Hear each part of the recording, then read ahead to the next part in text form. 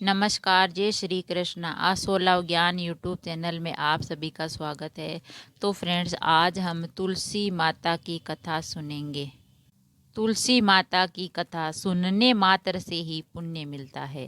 ये तुलसी माता की कथा हर एकादशी को सुननी चाहिए, जिसे पुण्य मिलता है।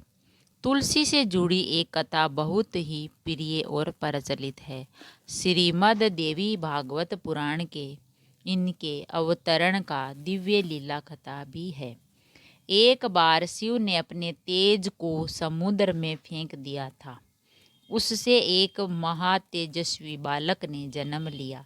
यह बालक आगे चलकर जालंधर के नाम से पराक्रमी दैत्य राजा बना। इसकी राजधानी का नाम जालंधर नगरी था। दैत्यराज काल नेमी की कन्या वृंदा का विवाह जालंधर से हुआ। जालंधर महाराक्षस था। अपनी सत्ता के मद में चूर उसने माता लक्ष्मी को पाने की कामना से युद्ध किया, परंतु समुद्र से ही उत्पन्न होने के कारण माता लक्ष्मी ने उसे अपने भाई के रूप में स्वीकार किया। वहाँ से पराजित होकर वह देवी पार्वती को पाने की लालसा से कैलाश पर्वत पर गया।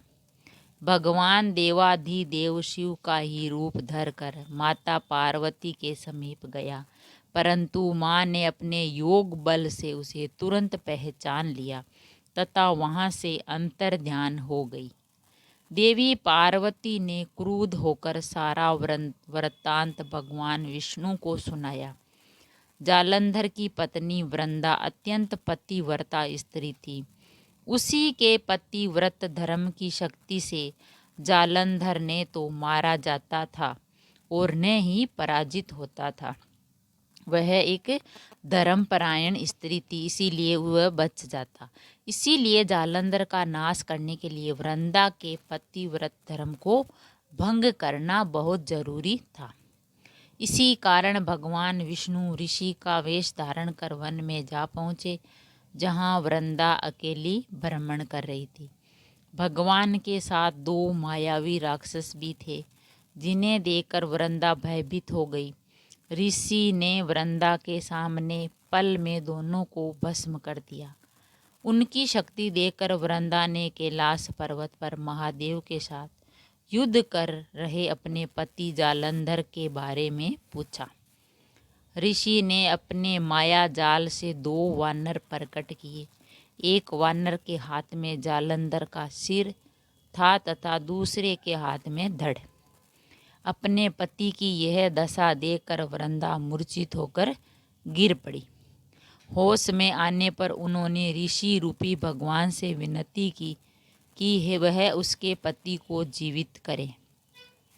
भगवान ने अपनी माया से पुनः जालंधर का सिर धड़ से जोड़ दिया, परंतु स्वयं भी वह उसी शरीर में प्रवेश कर गए। वृंदा को इस छल का जरा आभास नहीं हुआ। जालंधर बने भगवान के साथ वृंदा पतिव्रता का व्यवहार करने लगी, जिससे उसका सतीत्व भंग हो गया। ऐसा होते ही वृंदा का पति जालंधर युद्ध में हार गया। इस सारी लीला का जब वृंदा को पता चला तो उसने क्रुद्ध होकर भगवान विष्णु को शीला होने का श्राप दे दिया तथा स्वयं सती हो गई। जहाँ वृंदा भस्म हुई वहाँ तुलसी का पौधा उगा। भगवान विष्णु ने वृंदा से कहा, हे वृंदा, तुम अपने सतीत्व के कारण मुझे लक्ष्मी से भी अधिक प्रिय हो गई। अब तुम तुलसी के रूप में सदा मेरे साथ रहोगी। जो मनुष्य भी मेरे शालिग्राम रूप के साथ तुलसी का विवाह करेगा, उसे इस लोक और परलोक में विपुल यश प्राप्त होगा। जिस घर में तुलसी होती है वहाँ यम के दूत भी असमय नहीं आ जा सकते। गंगा में नर्मदा के जल में स्नान तथा तुलसी का पूजन बराबर माना जाता है। चाहे मनुष्य कितना भी पापी क्यों न हो, मृत्यु के समय जिसके प्राण मंजरी रहित तुलसी और गंगा जल मुख में रखकर निकल जाते हैं, वह पापों से मुक्ति होकर वैकुंठ धाम को प्राप्त होता है। जो मनुष्य तुलसी व आंवलों की छाया में अपने पितरों का श्राद्ध करता है, उसके पितर मोक्ष को प्राप्त हो जाते हैं। उसी दैत्य जालंधर की यह भूमि जालंधर नाम से विख्यात है। सती वृंदा का मंदिर वहाँ स्थित है। इस स्थान पर एक प्राचीन गुफा भी है जो सीधी हरिद्वार तक जाती है। जो सच्चे मन से 40 दिन तक सती वृंदा देवी के मंदिर में पूजा करने से सभी मनोरथ पूर्ण होते हैं। तो फ्रेंड्स, हमने सुनी तुलसी माता की कथा। ये कथा बहुत ही पौराणिक है, क्योंकि तुलसी माता का जन्म में भगवान विष्णु उनके वो शालिग्राम से विवाह हुआ था।